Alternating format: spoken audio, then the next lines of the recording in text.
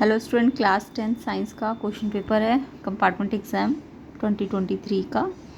Set 1 code है 31C1। तो इसका हमने सेक्शन ए बी कर लिया है कंप्लीट, एंड आज हम इसका सेक्शन सी करेंगे। तो सेक्शन ए और बी के लिए आप वीडियो देख सकते हो, लिंक आपको डिस्क्रिप्शन में मिल जाएगा, तो वहाँ जाके आप चेक कर लेना। तो ये सबके आंसर्स उसमें मिल जाएंगे। तो इसके अलावा ये जो बच्चे सीबीएसई बोर्ड की प्रिपरेशन कर रहे हैं उनके लिए भी यूज़फुल है, तो वो भी अच्छी तरह से प्रैक्टिस कर लीजिएगा, ठीक है। तो ये सब आंसर्स आपको मिल जाएंगे। तो आइए करते हैं अब इसका सेक्शंस बी। सेक्शन बी तो हो गया था, सेक्शन सी करेंगे। सेक्शन ए और बी का सोल्यूशन आपको मिल जाएगा। तो देखिए, सेक्शन सी में बायो के क्वेश्चंस हम ज़्यादा डिस्कस नहीं करेंगे, ज़्यादा हम कम केमिस्ट्री और फिजिक्स के करेंगे, हल्के फुल्के बता दूंगी। What is photosynthesis? तो फोटोसिंथेसिस तो सबको पता ही है ना, क्या होता है, ये तो लिख ही लिया होगा बच्चों ने। Name the organelle and the organs in which photosynthesis takes place. तो यहाँ पे ऑर्गेन का नाम बताना था, फोटोसिंथेसिस टेक्स प्लेस का। तो इसका नाम है क्लोरोप्लास्ट, ठीक है। क्या है इसमें? ऑर्गेनली क्लोरोप्लास्ट, जिसको प्लास्टिड ऑफ सेल भी कहते हैं। उसके बाद इन्होंने पूछा था where does the oxygen liberated come from during this process. तो जो ऑक्सीजन लिबरेट होती है वो कहाँ से आती है? अब आपको अगर फोटोसिंथेसिस का केमिकल रिएक्शन करना आता है तो उसमें क्या होता है, ग्लूकोज, साथ में सनलाइट और वाटर, सनलाइट और CO2 जो होती है ना, और साथ में क्लोरोप्लास्ट, उससे क्या बनता है,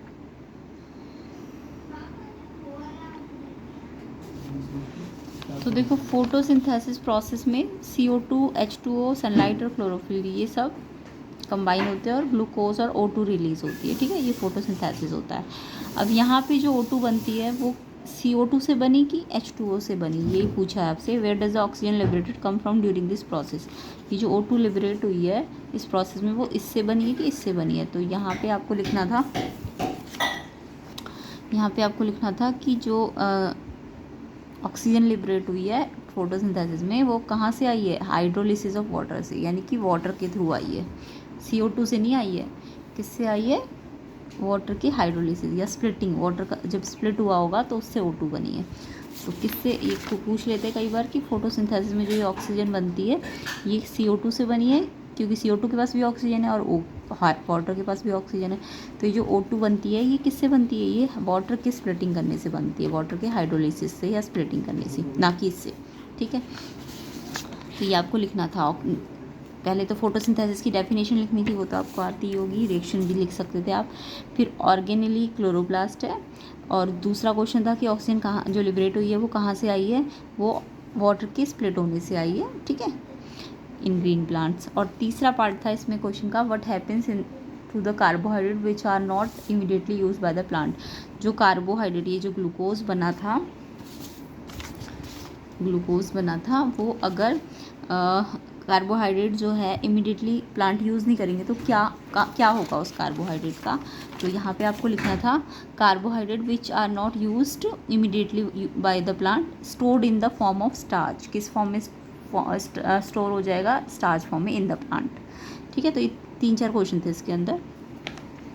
नेक्स्ट क्वेश्चन नंबर 28। तो इसमें नेक्स्ट क्वेश्चन है, ऑर्गेनिक कंपाउंड X है जब रिएक्ट करेंगे सोडियम लिबरेट्स हाइड्रोजन। तो X को हमने सोडियम से रिएक्ट किया तो उसने हाइड्रोजन लिबरेट करी, और फिर X को ही जब हमने हीट किया इतने टेम्परेचर पे, किसकी प्रेजेंस में? कंसनट्रेटेड सल्फ्यूरिक एसिड की प्रेजेंस में, तो इससे अनसैचुरेटेड हाइड्रोकार्बन मिला। तो वो X आपको आइडेंटिफाई करना था। तो अगर आपने कार्बन चैप्टर पढ़ा होगा तो उसमें X जो है, अगर कंसनट्रेटेड सल्फ्यूरिक एसिड वाला जो रिएक्शन था वो किसके साथ था? जिसमें हमारा अनसैचुरेटेड बना था, एल्कीन बना था, तो वो अल्कोहल वाले रिएक्शंस थे, ठीक है। तो जो आपके कार्बन कंपाउंड है उनमें एक अल्कोहल वाले रिएक्शंस होते हैं और एक इथेनॉइक एसिड वाले। तो ये जो अनसैचुरेटेड बनता है एल्कीन सल्फ्यूरिक एसिड की प्रेजेंस में, वो आपका अल्कोहल के साथ बनता था। तो यहाँ पे आपको X यानी कि अल्कोहल ही है, C2H5OH।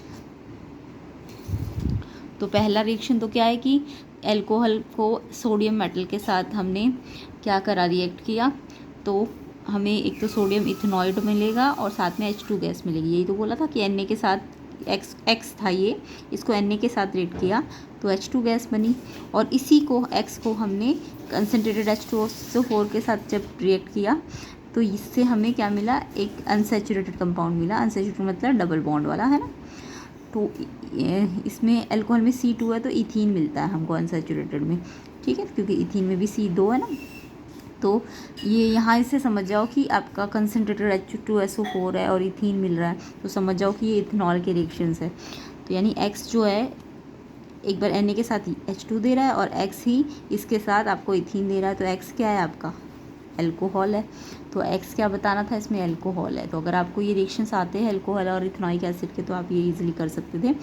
तो अल्कोहल इसका आंसर है फर्स्ट पार्ट का, X को आइडेंटिफाई करना था। उसके बाद केमिकल इक्वेशंस भी बनानी थी तो मैंने बना दिए, ये केमिकल इक्वेशंस भी साथ में बना दिए। उसके बाद आपको बोला था role of concentrated sulphuric acid in the second reaction. ये जो सेकेंड रिएक्शन हमने किया है इसमें कंसनट्रेटेड H2SO4 क्या काम कर रहा है, तो देखो ये डिहाइड्रेशन कर रहा है। देखो आपको दिख रहा है ना कि इसमें जितने भी H और OH है वो यहाँ से हट गए, है ना। H5 थे, 6 थे, सॉरी यहाँ पे 6 H थे, 2 H हट गए क्योंकि 4 ही H आए ना इथीन के पास, तो 2 H और एक O हटा तो H2O। तो यानी पूरे अल्कोहल में जो पानी था उसको हटा दिया है। तो जो पानी को हटाने का काम होता है उसे डिहाइड्रेशन कहते हैं। वो कौन कर रहा है, वो सल्फ्यूरिक एसिड कर रहा है। तो इट मीन्स कंसनट्रेटेड H2SO4 का रोल क्या होगा कि एक डिहाइड्रेटिंग एजेंट का काम करेगा। इस रिएक्शन को हम डिहाइड्रेशन रिएक्शन भी कहते हैं, याद रखना। तो ये जो इसमें कंसनट्रेटेड H2SO4 है सल्फ्यूरिक एसिड, वो एक डिहाइड्रेटिंग एजेंट का काम करता है। और इसमें काम क्या करेगा, ये वाटर मॉलिक्यूल को रिमूव करेगा, वाटर मॉलिक्यूल को किस में से, इथेनॉल में से। इथेनॉल में से पानी को क्या कर देगा, अलग कर देगा। तो ये इसका रोल है। नेक्स्ट क्वेश्चन देख लेते हैं, why are carbon compound exceptionally stable. जो कार्बन कंपाउंड होते हैं वो बहुत ज़्यादा स्टेबल क्यों होते हैं। तो कार्बन कंपाउंड की स्टेबिलिटी का कारण क्या है, तो देखो यहाँ पे आपको लिखना था कि कार्बन जो होते हैं एक्सेप्शनली स्टेबल होते हैं। रीज़न है इनके पीछे, एक तो इनका स्मॉल साइज़ होता है, 6 एटॉमिक नंबर है, सबको पता है कार्बन का एटॉमिक नंबर 6 होता है। तो इनका साइज़ बहुत छोटा होता है जिससे ये स्ट्रॉन्ग बॉन्ड बना सकते हैं, क्योंकि जितना ज़्यादा छोटा एटम होगा वो उसके जो इलेक्ट्रॉन होंगे वो न्यूक्लियस के बहुत पास होंगे, है ना। तो क्योंकि ये न्यूक्लियस के ये छोटा एटम है, स्मॉल साइज़ का है, तो इसका बॉन्ड स्ट्रॉन्ग क्यों है, क्योंकि इसके अंदर न्यूक्लियस जो है वो शेयर्ड पेयर ऑफ इलेक्ट्रॉन जो जिनसे ये शेयर करेगा, क्योंकि कोवेलेंट बॉन्ड बनाता है ना कार्बन, तो जिनसे ये शेयर करेगा उनके इलेक्ट्रॉन बहुत पास पास आ जाएंगे, है ना। तो वो न्यूक्लियस उनको क्या कर लेगा, टाइटली होल्ड कर लेगा, जिससे स्ट्रॉन्ग बॉन्ड बन जाएंगे। तो आपको यही बताना था कि ये स्टेबल क्यों है, क्योंकि इसका साइज़ छोटा है जिससे nucleus shared pair of electron को टाइटली होल्ड कर सकता है। उसके अलावा ये कोवेलेंट बॉन्ड बनाते हैं ना, तो न्यूक्लियस के बहुत ज़्यादा पास शेयरिंग हो जाएगी। नेक्स्ट इसका जो सेकंड पार्ट था, डिफ्रेंशिएट करना था सैचुरेटेड और अनसैचुरेटेड कंपाउंड्स में। तो सैचुरेटेड और अनसैचुरेटेड कंपाउंड तो सबको पता होंगे।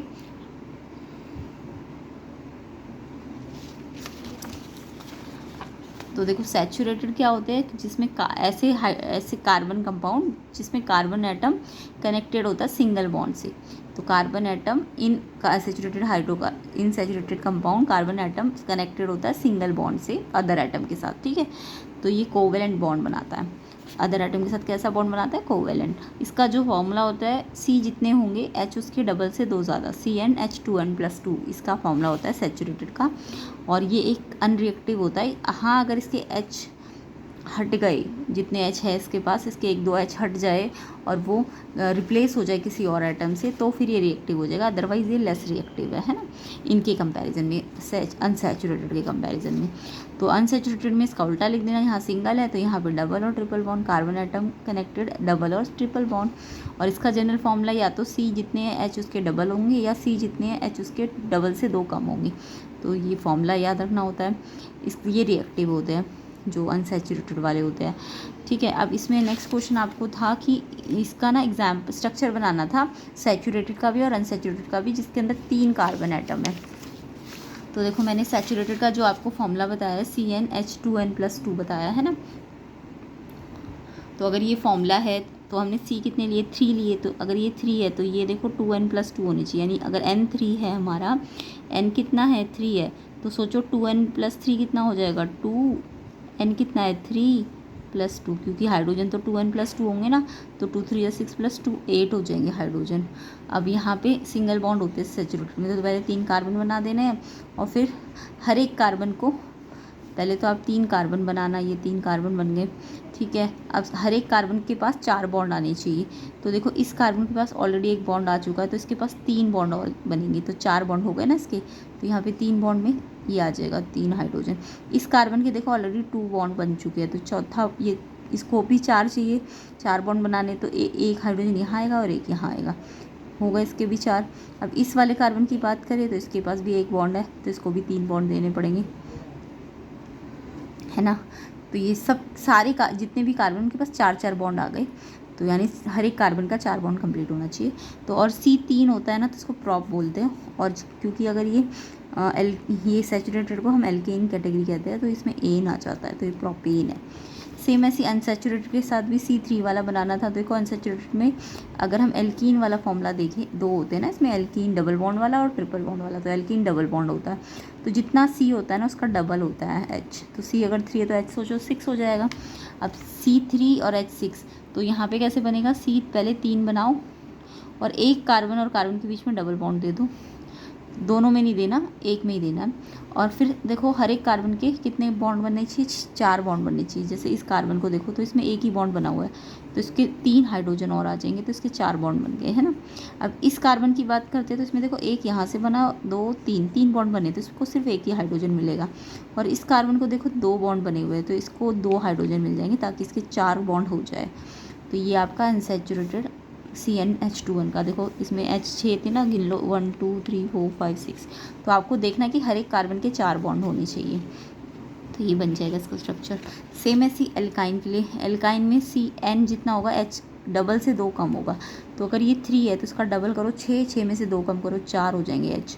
तो इसमें भी यही करना है, पहले 3 C बना लेने हैं, फिर 2 C के बीच में ट्रिपल बॉन्ड दे देना है और बाकी इसके साथ सिंगल बॉन्ड दे देना है। अब मैंने आपको क्या कहा, इस कार्बन के 4 बॉन्ड होने चाहिए, तो एक बॉन्ड तो यहाँ से बन रखा है इसका, तो 3 हाइड्रोजन देने पड़ेंगे। इस कार्बन के देखो ऑलरेडी 4 बॉन्ड बन चुके हैं, 1 2 3 और एक 4, तो इसको हाइड्रोजन नहीं देना। इस कार्बन के देखो 3 बॉन्ड बने हैं, तो एक यहाँ से हाइड्रोजन मिल जाएगा इसको। तो इस तरीके से ये एल्काइन को हम कहेंगे प्रोपाइन। एल्काइन होता है जब ये ट्रिपल बॉन्ड होता है, डबल बॉन्ड को एल्कीन कहते हैं, और 3 है तो प्रोपीन लग जाएगा और प्रोप आइन लग जाएगा इसमें, ठीक है। तो ये इनके नाम हो जाएंगे। तो इसकी डिटेल स्ट्रक्चर मैंने सिखा रखे हैं, आप देख लेना कार्बन वाली चैप्टर की वीडियोस में। तो ऐसे करके ये क्वेश्चन पूरा कंप्लीट करना था। नेक्स्ट क्वेश्चन नंबर 29 देख लेते हैं। इसमें आपको स्ट्रक्चर देना था एंड फंक्शन देना था alveoli in human respiratory system में। तो देखिए इसको कैसे करना था।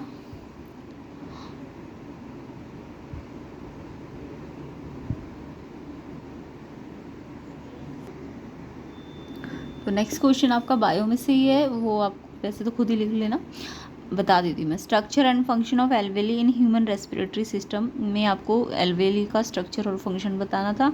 उसके बाद आपसे पूछा था what is meant by residual volume of air in the lungs. तो देखिए इसका आंसर कैसे लिखना था।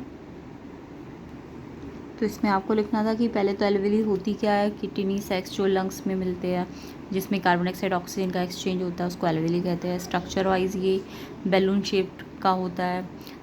टेनियस composition in the respiratory system है। एल्वेली का अलाइनमेंट किस फॉर्म में होता है, क्लस्टर फॉर्म में होता है ना, ऑल थ्रू द लंग्स। और ये पोजिशनड होते हैं at the terminals of the branches of respiratory tree. और वॉल्स जो होती है बहुत थिन होती है, which permit oxygen and carbon dioxide to pass readily between the capillary and alveoli. उसके बाद इसका फंक्शन बताना था। तो फंक्शंस में it is the composition from where blood and lung exchange carbon dioxide and oxygen at the time of breathing in and out में ये work करती है। उसके अलावा oxygen breathe in passes the alveoli and into the blood and mediate to the tissues all through the body. और जो carbon dioxide होती है वो ब्लड से pass through the blood from the tissues of the body and passes the alveoli to be breathe out.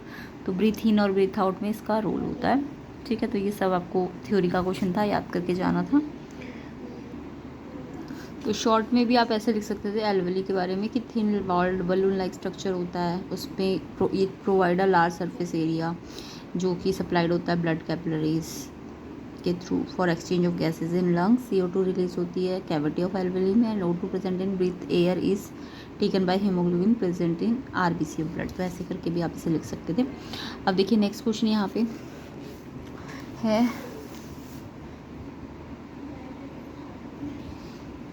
दो तरीके जिससे plant carbon dioxide लेते हैं।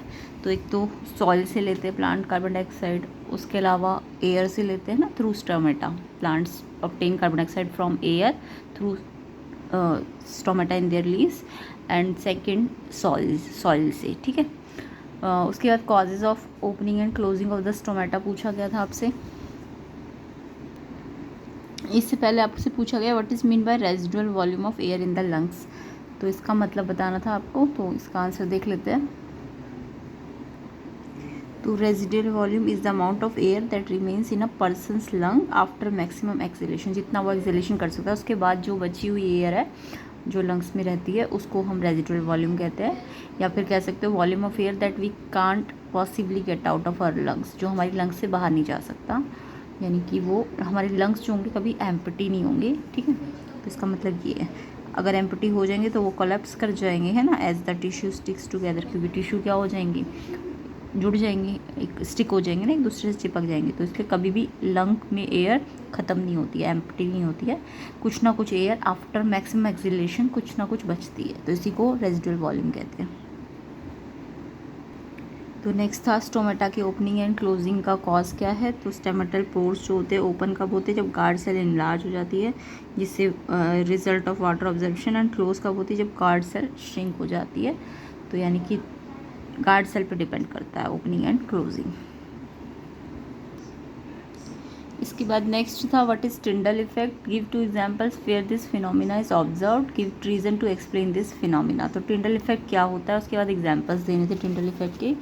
तो यहाँ पे आपको लिखना था the phenomena by which colloidal particles scatter कर देंगे लाइट को, और जिससे पाथ ऑफ स्कैटर्ड लाइट क्या हो जाएगा, विजिबल हो जाएगा।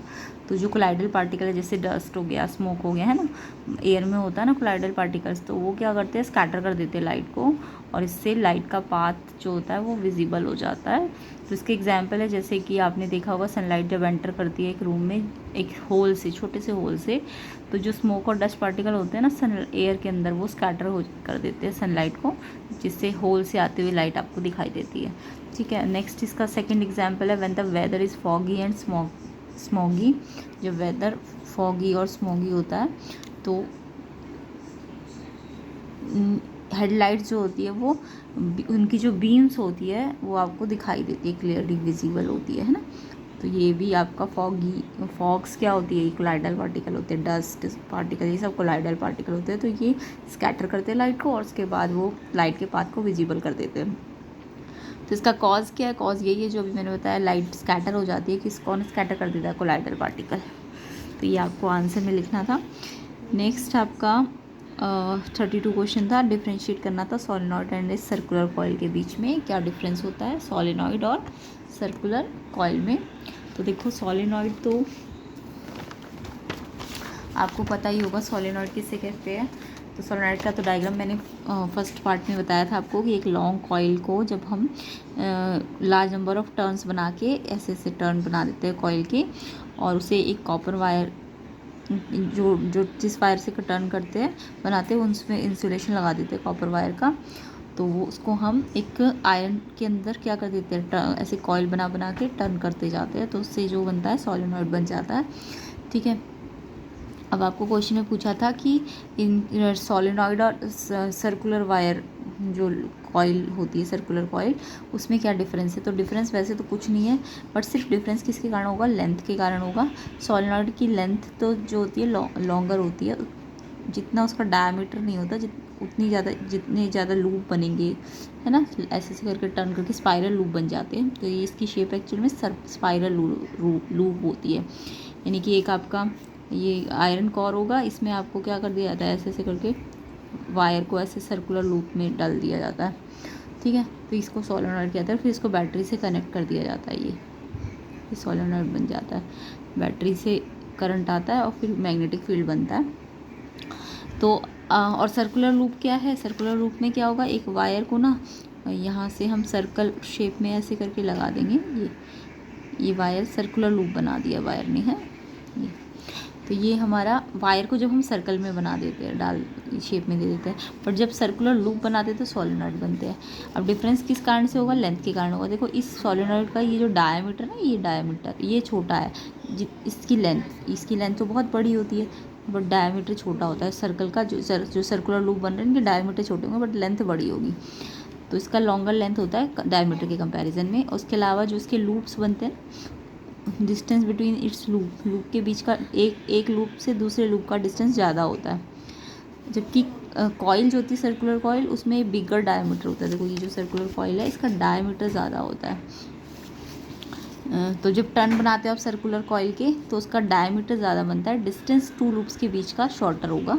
तो उसमें भी तो टर्न्स करोगे ना वायर की सर्कुलर लूप में, तो उसका डिस्टेंस छोटा होगा डायमीटर के कंपैरिजन में। तो ये डिस्टेंस जो डिफरेंस है मेनली लेंथ के कारण होता है। बाकी तो इसमें भी लूप को टर्न करते हैं और इसमें भी वायर को एक ऐसे ऐसे करके टर्न करते जाते हैं, बट इसके डिस्टेंस हर एक लूप के क्या होंगे? बहुत पास पास होंगे, इसके दूर दूर होंगे।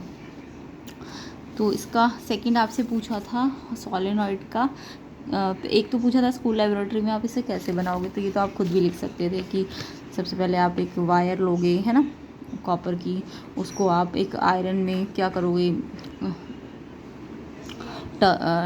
उसे टर्न करते जाओगे, स्पाइरल लूप बना दोगे उसके बाद आप उसे बैटरी से कनेक्ट कर दोगे, ठीक है। उसके बाद उसमें मैग्नेटिक फील्ड आ जाएगा। तो ऐसे करके आप ये लिख सकते थे स्कूल लेबोरेटरी में कैसे बनाते हैं। नेक्स्ट इसका क्वेश्चन था right one use of the strong magnetic field produce inside a current carrying loop. तो जो सॉलिनॉइड के अंदर जो मैग्नेटिक फील्ड बनती है उसका क्या यूज़ होता है? तो देखो उसके अंदर उसका यूज़ क्या होता है, it is use as a power switch. किस फॉर्म में यूज़ होता है? ये इलेक्ट्रोमैग्नेट बन जाती है ना सॉलिनॉइड से, तो ये एक पावर स्विच के फॉर्म में यूज़ होता है। या फिर ये इलेक्ट्रिसिटी को कंट्रोल करने में, क्योंकि डायरेक्शन चेंज कर सकते हैं आप सॉलिनॉइड के थ्रू करंट की, तो ये इलेक्ट्रिसिटी को कंट्रोल, कहीं कभी इलेक्ट्रिसिटी चाहिए तो आप उसे स्विच को ऑन कर दो, अदरवाइज़ अगर हटानी है इलेक्ट्रिसिटी को स्टॉप करना है तो आप उसके स्विच को ऑफ कर दो।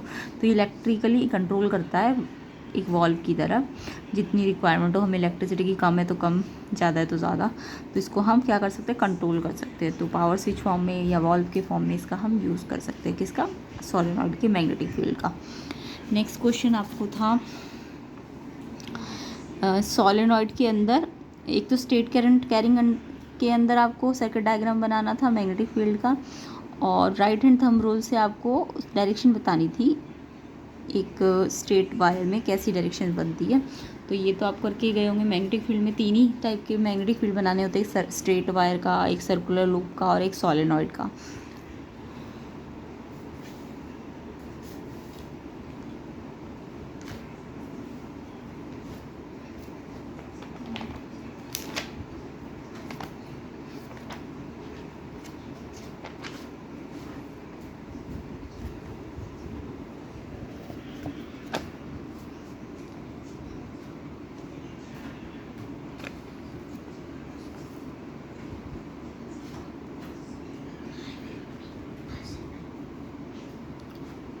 तो देखिए इसमें आपको ये स्ट्रेट वायर थी, और स्ट्रेट वायर, ये जब स्ट्रेट वायर जाएगी आप इसे सेल से कनेक्ट करोगे तो ये जो स्ट्रेट वायर के चारों ओर मैग्नेटिक फील्ड होगा ना वो सर्कुलर लूप बनाएगा। तो magnetic field line around a straight conductor या straight wire carrying current are concentric circle, centre lie on the wire, centre इसका वायर पे लाई करेगा।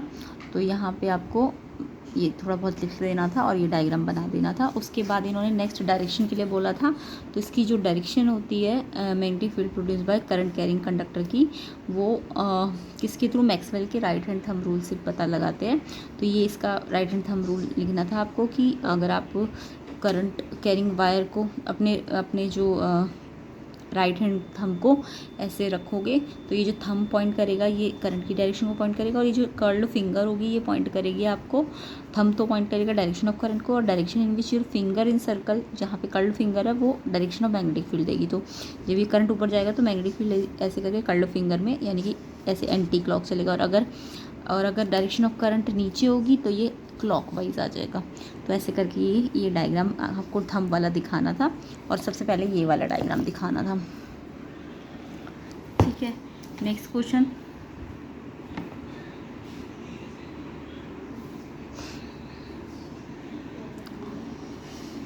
define trophic levels, at which trophic level do we find secondary and tertiary consumers in a food chain। तो trophic level क्या होते हैं और किस trophic level पे secondary consumer मिलते हैं और tertiary। what will happen if all the organism of a trophic level die, give reasons to justify your answer। तो सबसे पहले तो trophic level होता किसे कहते हैं,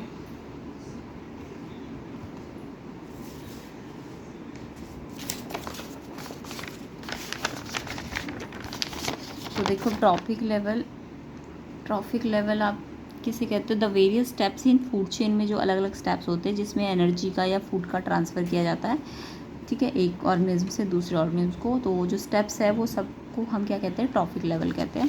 अब ये ट्रॉफिक आप दिखा सकते थे, नीचे प्रोड्यूसर होता है, फिर प्राइमरी कंज्यूमर होता है, फिर सेकेंडरी होता है, फिर लास्ट में तो टर्शरी होता है। तो उन्होंने प्राइमरी कौन कौन से पूछे थे, सेकेंडरी और टर्शरी कौन से नंबर पे आते थे, तो देखो सेकेंडरी 3rd नंबर पे आता है और टर्शरी 4th नंबर पे आते हैं, ठीक है।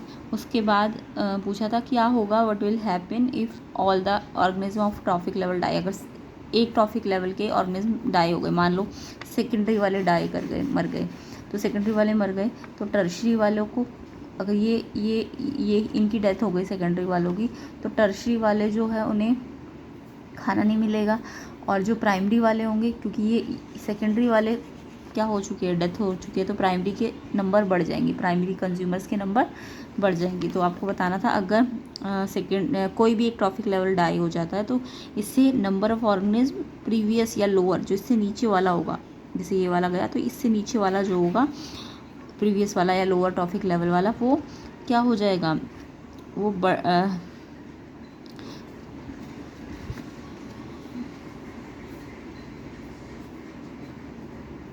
हाँ, तो ये वाले बढ़ जाएंगे, ऑर्गेनिज्म ट्रॉफिक लेवल इंक्रीज, यहाँ पे लिखना था इंक्रीज हो जाएंगे, है ना, क्योंकि उनको आप कोई खाने वाला नहीं है ना, there is no one to feed on them, कोई भी उनको खाने वाला नहीं है।